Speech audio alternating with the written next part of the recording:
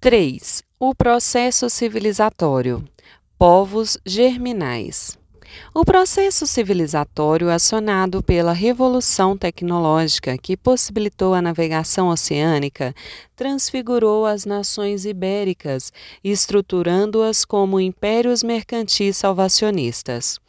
Assim é que se explica a vitalização extraordinária dessas nações, que, de repente, ganharam uma energia expansiva inexplicável numa formação meramente feudal e também numa formação capitalista.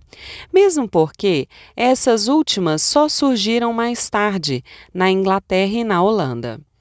De fato, as teorias explicativas da história mundial não oferecem categorias teóricas capazes de explicar seja o poderio singular que alcançou a civilização árabe por mais de um milênio de esplendor, seja pela expansão ibérica, que criou a primeira civilização universal.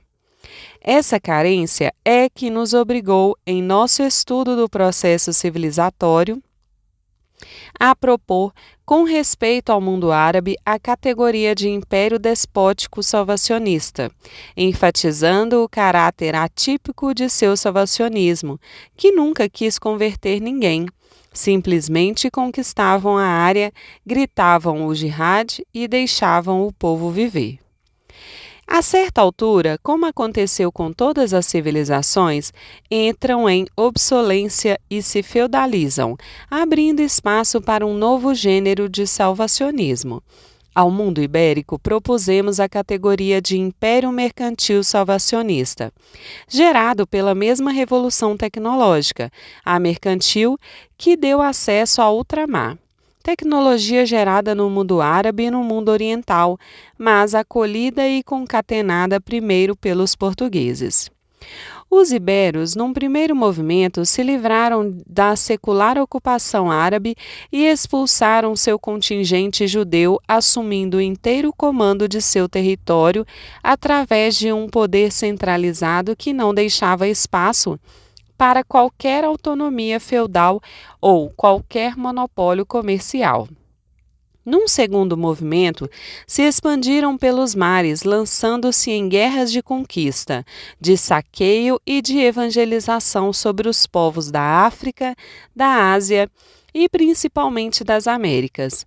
Estabeleceram, assim, os fundamentos do primeiro sistema econômico mundial, interrompendo o desenvolvimento autônomo das grandes civilizações americanas. Exterminaram simultaneamente milhares de povos que antes viviam em prosperidade e alegria, espalhados por toda a terra, com suas línguas e com suas culturas originais. Ao mesmo tempo, se plasmam a si mesmas como novas formações socioeconômicas e como novas configurações histórico-culturais, que cobrem áreas e subjugam populações infinitamente maiores que a europeia. É no curso dessa autotransformação que as populações indígenas das Américas, do Brasil inclusive, se veem conscritas, a seu pesar, para as tarefas da civilização nascente, viabilizando-a na base dos saberes indígenas que permitiram a adaptação do europeu em outras latitudes e provendo largamente a força de trabalho que as inseriu no mercado mundial em formação. Nações germinais como Roma no passado foram os iberos, os ingleses e os russos no mundo moderno. Cada um deles deu origem a uma variante ponderável da humanidade, a latino-americana, a neobritânica e a eslava, criando gentes tão homogêneas entre si como diferenciadas de todas as demais. Estranhamente, a Alemanha, a França e a Itália, tão realizadas e plenas como ramos da civilização ocidental, não foram germinais. Fechadas em si, feudalizadas, ocupadas em dissensões, com suas variantes internas, elas não se organizaram como estados nacionais nem exerceram papel seminal. Os eslavos, simultaneamente, se expandiram pelas suas estepes e tundras e foram ter no Alasca, mas, contidos pelo esclerosamento de sua sociedade arcaica, rigidamente estratificada, refrearam seu elan de conquistar novos mundos. Os ingleses se expandiram como operosos granjeiros puritanos ou como uma burguesia industrial e negocista, que calculava bem cada um dos seus lances. Empenhados em outro gênero de colonização, sua tarefa era de transplantar sua paisagem mundo afora, recriando pequenas Inglaterras, desatentos ou indiferentes ao que havia onde chegaram. Negando-se a ver e a entender as vetusas razões e justificações do Vaticano, propõe-se simplesmente conquistar seu naco do bolo americano. Quando menos fosse para lá derramar excedentes da humanidade famélica de seus próprios reinos, dando-lhes novas pátrias por fazer. Alcançaram também, primeiro pelas mãos de piratas, de corsários, de contrabandistas, quanto puderam tomar do ouro que os ilhéus carreavam para o velho mundo. Depois, pelo mecanismo de intercâmbio mercantil, se apossaram de parcelas ainda maiores dessas riquezas. Mais tarde, se instalaram em áreas ao norte do continente como colônias de povoamento, vizinhos das ilhas caribenhas e de suas ricas plantações escravistas de cana. Eles eram os pobres e atrasados. Só floresceram lentamente, aurindo substância do comércio de alimento e artefatos com os senhores de escravos das ilhas, produzindo as mercadorias dos pobres. Os iberos, ao contrário, se lançaram à aventura no além-mar, abrindo novos mundos atiçados pelo fervor mais fanático, pela violência mais desenfreada, em busca de riquezas a saquear ou de fazer produzir pela escravaria, certos de que eram novos cruzados cumprindo uma missão salvacionista de colocar o mundo inteiro sob a regência católico-romana. Desembarcavam sempre desabusados, acesos e atentos aos mundos novos, querendo fluí-los, recriá-los, convertê-los e mesclar-se racialmente com eles. Multiplicaram-se, em consequência, prodigiosamente, fecundando ventres nativos e criando novos gêneros humanos. Como se viu, a causa primeira da expansão ultramarina e, portanto, dos descobrimentos fora a precoce unificação nacional de Portugal e da Espanha, movidos por toda uma revolução tecnológica que lhes deu acesso ao mundo inteiro com suas naus armadas, gestando uma nova civilização.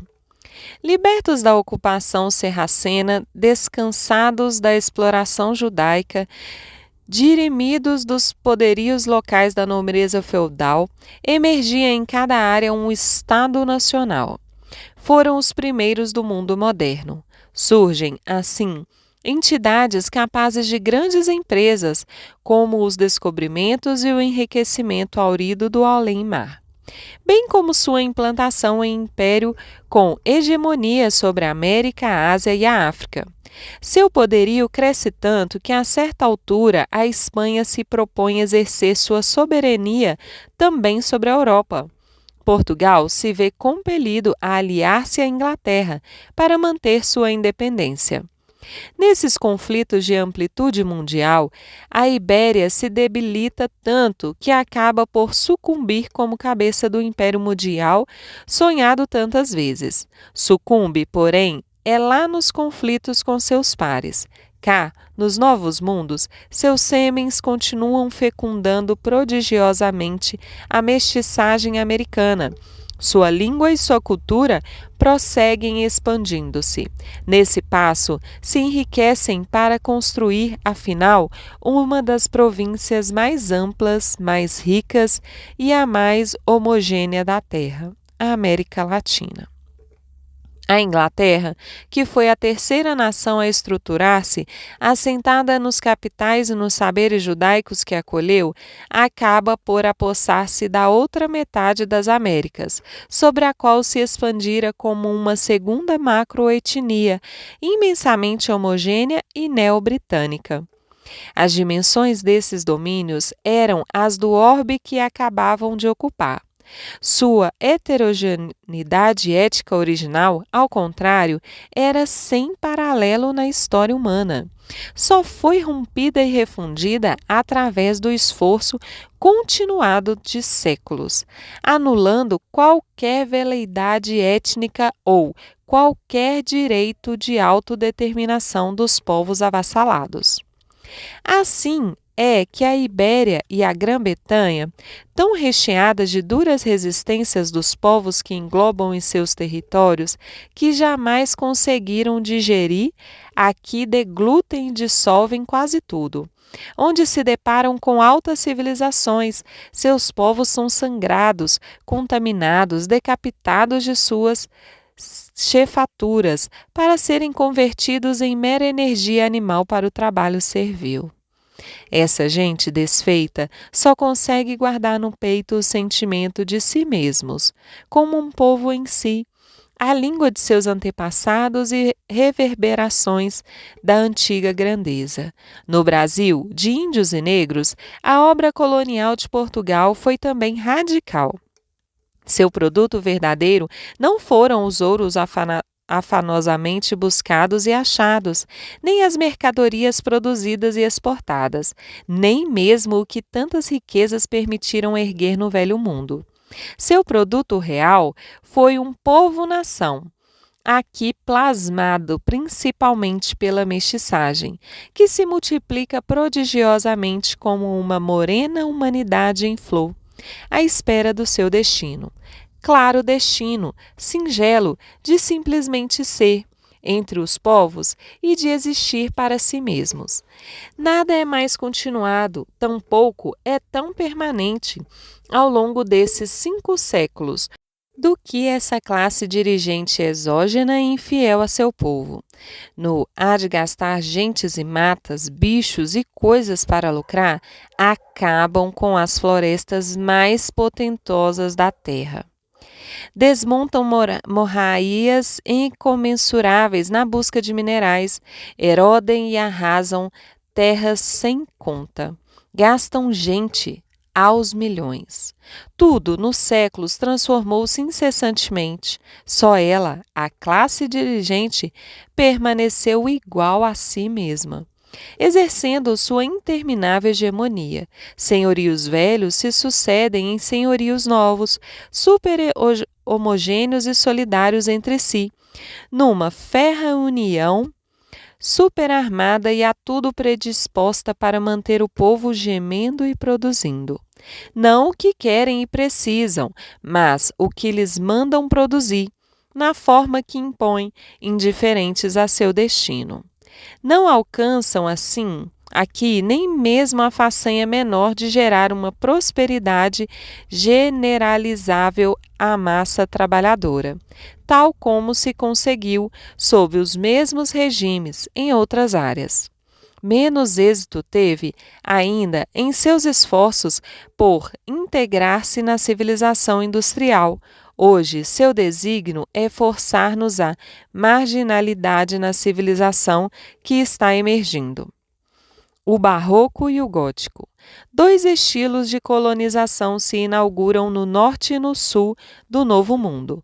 Lá, o gótico altivo de frias gentes nórdicas, trasladado em famílias inteiras para compor a paisagem de que vinham sendo excluídos pela nova agricultura, como excedentes de mão de obra.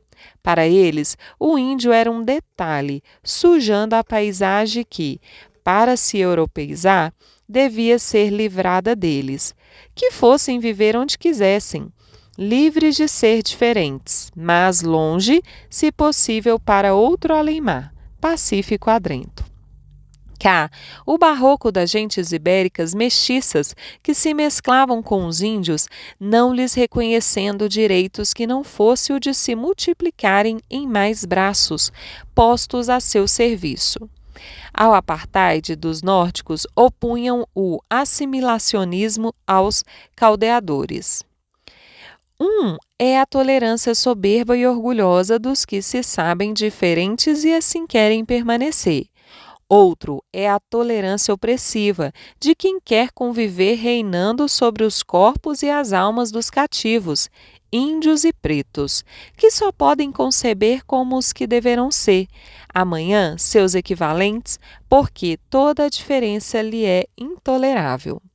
Atuando com a ética do aventureiro que improvisa a cada momento diante do desafio que tem de enfrentar, os iberos não produziram o que quiseram, mas o que resultou de sua nação, muitas vezes desenfreada. É certo que a colonização do Brasil se fez como esforço persistente, teimoso, de implantar aqui uma europeidade adaptada nesses trópicos e encarnada nessas mestiçagens. Mas esbarrou sempre com a resistência birrenta da natureza e com os caprichos da história, que nos fez a nós mesmos, apesar daqueles desígnios, tal qual somos, tão opostos a branquitudes e civilidades, tão interiorizadamente deseuropeus como desíndios e desafros. Aqueles senhores góticos de que suas novas pátrias não esperavam riquezas, se deram terras para viverem probas existências camponesas. Como não havia que sujeitá-los ao mundo europeu, porque de lá saíram, nem era necessário sujeitá-los ao trabalho escravo, porque eram incapazes de produzir qualquer mercadoria prestante. Lhes deram terra e liberdade. Nada disso ocorre no mundo barroco. Aqui, a Europa se defronta com multidões de povos exóticos, selvagens uns, civilizados outros, que podiam ser mobilizados como a mão de obra indispensável para gerar riquezas que ali estavam, à vista ou que facilmente se podiam produzir. Aqui, nenhuma terra se desperdiça com o povo que se ia gerando. De toda ela se apropria a classe dominante, menos para uso, porque é demasiada demais, mas a fim de obrigar os gentios subjugados a trabalhar em terra alheia. Nenhuma liberdade se consente, também porque se trata com hereges e a catequizar, livrando-os da perdição eterna.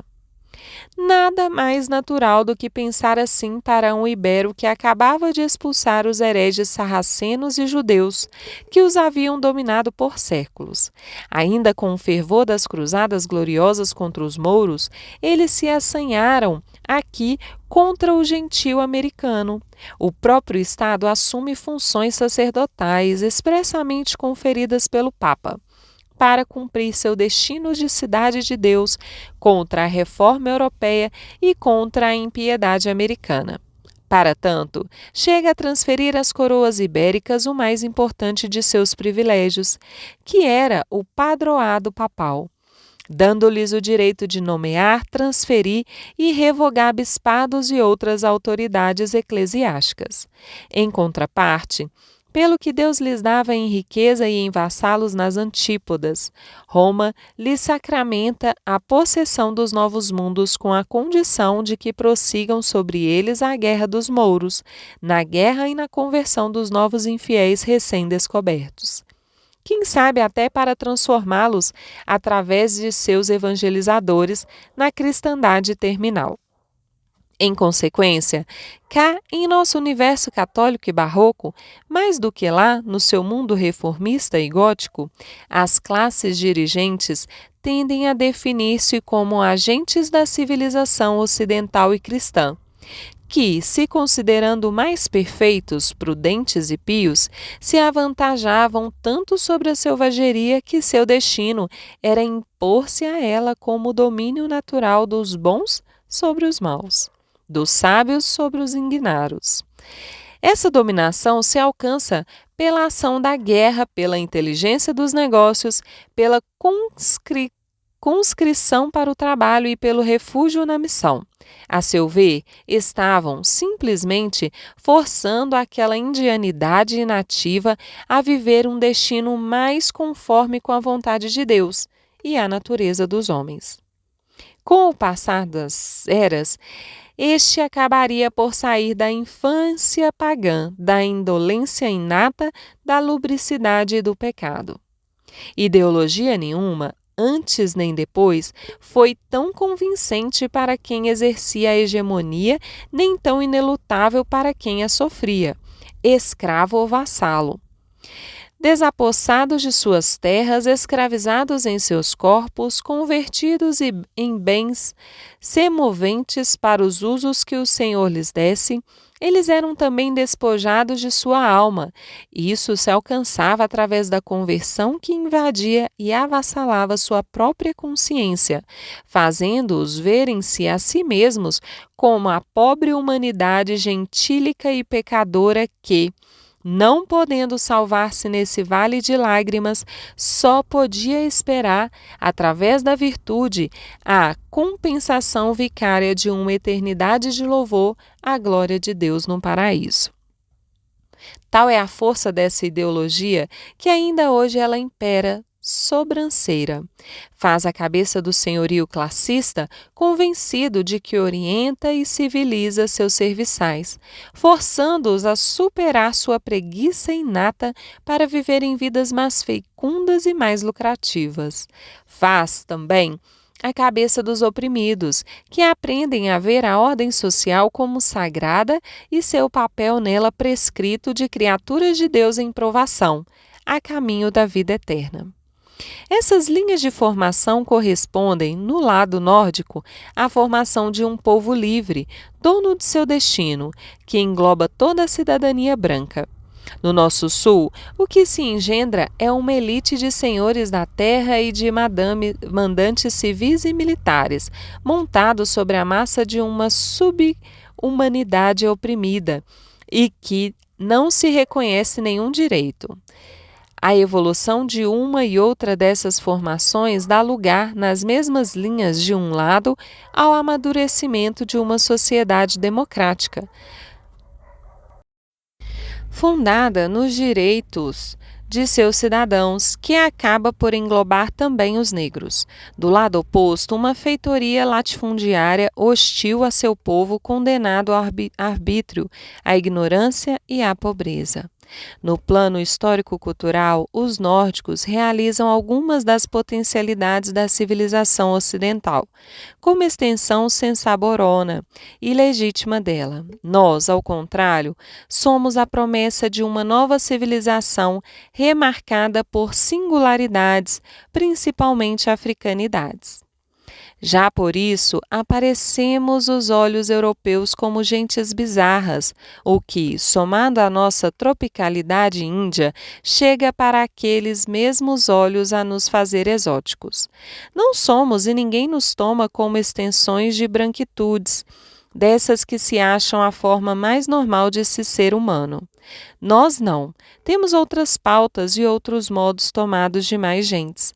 O que, é bom lembrar, não nos faz mais pobres, mas mais ricos de humanidades, quer dizer, mais humanos.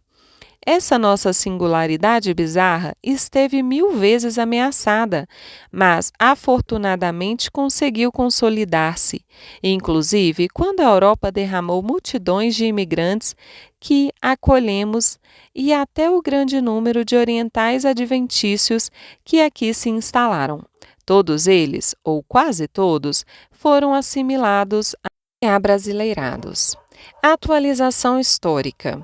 Em contraste com as etnias tribais que sobreviveram algum tempo a seu lado, a sociedade colonial nascente, bizarra e precária, era e atuava como um rebento ultramarino da civilização europeia, em sua versão portuguesa.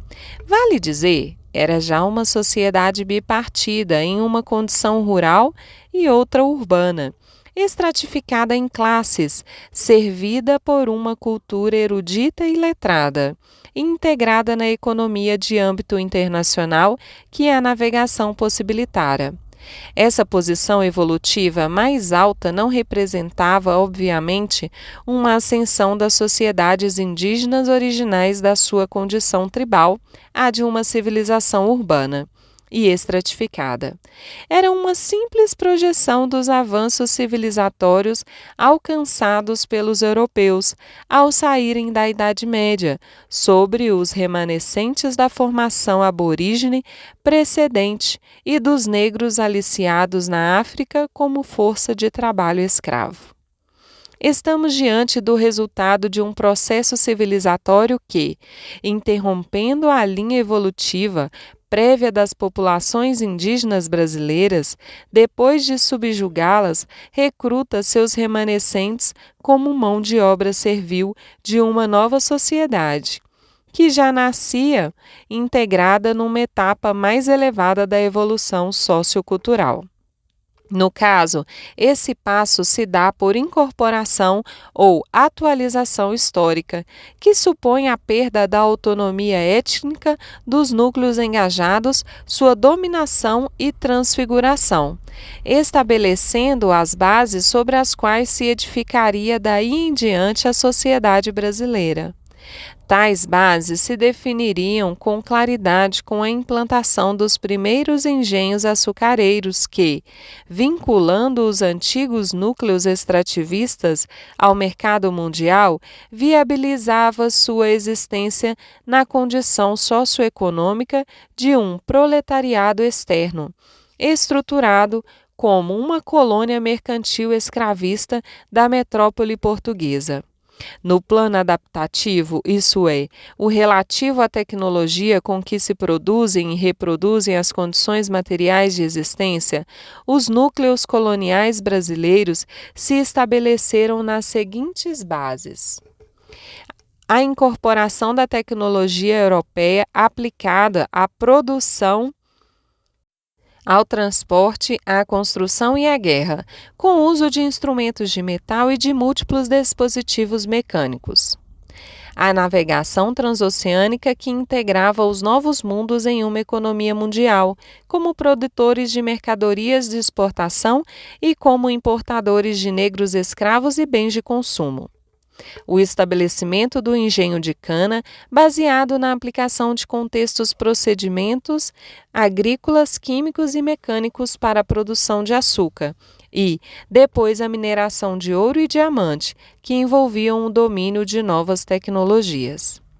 A introdução do gado, que forneceria carne e couro, além de animais de transporte e tração, bem como a criação de porcos, galinhas e outros animais domésticos que, associada à lavoura tropical indígena, proveria a substância dos núcleos coloniais.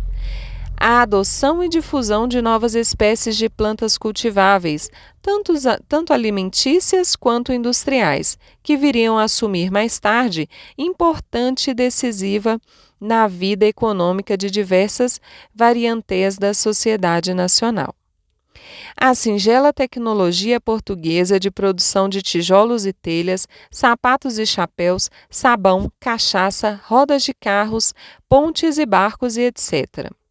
No plano associativo, quer dizer, no que concerne aos modos de organização da vida social e econômica, aqueles núcleos se estruturaram como implantação de uma civilização graças à substituição da solidariedade elementar fundada no parentesco, característica do mundo tribal igualitário, por outras formas de estruturação social, que bipartiu a sociedade em componentes rurais e urbanos e a estratificou em classes antagonicamente opostas umas às outras, ainda que interdependentes pela complementariedade de seus respectivos papéis. Introdução à escravatura indígena, logo substituída pelo tráfico de escravos africanos, que permitiu aos setores mais dinâmicos da economia prescindir da população original no recrutamento de mão de obra. Integração de todos os núcleos locais em uma estrutura sociopolítica única, que teria como classe dominante um patronado de empresas e uma elite patricial dirigente, cujas funções principais eram tornar viável e lucrativa, do ponto de vista econômico, a empresa colonial e defendê-la da insurgência dos escravos, dos ataques indígenas e das invasões externas. Disponibilidade de capitais financeiros para custear a implantação das empresas, provê-las de escravos e outros recursos produtivos e capacitados para arrecadar as rendas que produzissem. No plano ideológico, ou seja, o relativo às formas de comunicação, ao saber, às crenças, à criação artística e à autoimagem étnica, a cultura das comunidades neo-brasileiras se plasma sobre os seguintes elementos: a língua portuguesa, que se difunde lentamente, século após século, até converter-se no veículo único de comunicação das comunidades brasileiras entre si e delas com a metrópole. Um minúsculo extrato social de letrados que, através do domínio do saber erudito e técnica europeu de então, orienta as atividades mais complexas e opera como centro difusor de conhecimentos, crenças e valores.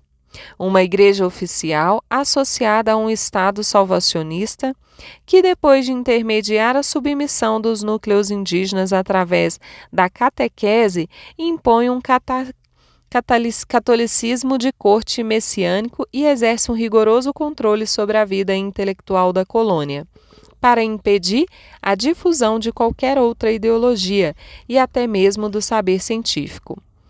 Artistas que exercem suas atividades obedientes aos gêneros e estilos europeus, principalmente o barroco, dentro de cujos cânones a nova sociedade começa a expressar-se onde e quando exibe algum Fausto. Aquelas inovações tecnológicas, somadas às referidas formas mais avançadas de ordenação social e a esses instrumentos ideológicos de controle e expressão, proporcionaram as bases sobre as quais se edificou a sociedade e a cultura brasileira, como uma implantação colonial europeia.